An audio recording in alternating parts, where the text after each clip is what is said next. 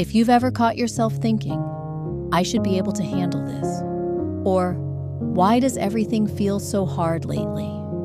I want to gently offer you a different explanation. You're not lazy, you're overstimulated, and there's a big difference. Laziness implies a lack of care, a lack of effort, a lack of motivation. But most working moms don't lack motivation. They're running on too much input and too little recovery. Your mind is constantly processing schedules, deadlines, emotions, needs, noise, decisions. Even when you're sitting still, your brain is working overtime. Overstimulation doesn't always look like chaos. Sometimes it looks like feeling exhausted before the day even begins, struggling to start simple tasks, wanting quiet but feeling guilty for needing it, scrolling mindlessly because your brain can't take in anything else. And when that happens, we don't say, I'm overstimulated. We say, what's wrong with me? Nothing is wrong with you. Your nervous system is just tired. We live in a world that demands constant attention. Notifications, messages, expectations, background noise that never really turns off. Add motherhood to that. The emotional responsibility, the constant awareness, the vigilance. And it's no wonder your brain feels foggy. That fog isn't failure, it's overload. Many moms blame themselves for not being productive enough, when the truth is, they're absorbing too much, too often, without pause. You're expected to switch roles quickly, respond calmly, think ahead, stay organized, be emotionally available, and do it all seamlessly. That's not sustainable. It's survival mode. Here's something we don't hear enough. Rest isn't only about sleep. It's about reducing input. Sometimes what you need isn't a longer to-do list or a better routine. It's fewer voices, fewer decisions, fewer demands on your attention. Overstimulation makes everything feel heavier than it is.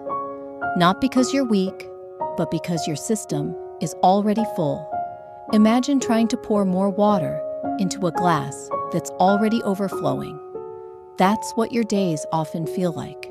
No wonder you feel behind. No wonder you feel unmotivated. No wonder small tasks feel overwhelming. And here's the hardest part. Overstimulation is invisible.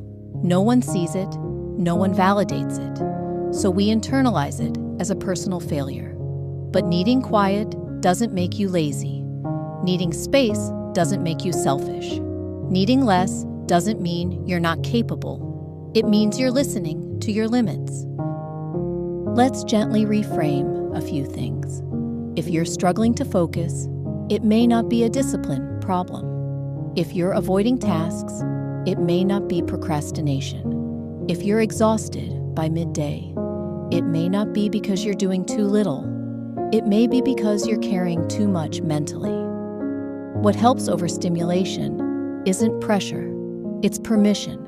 Permission to pause, permission to simplify, permission to let some things be good enough. You don't need to optimize your life. You need to quiet it.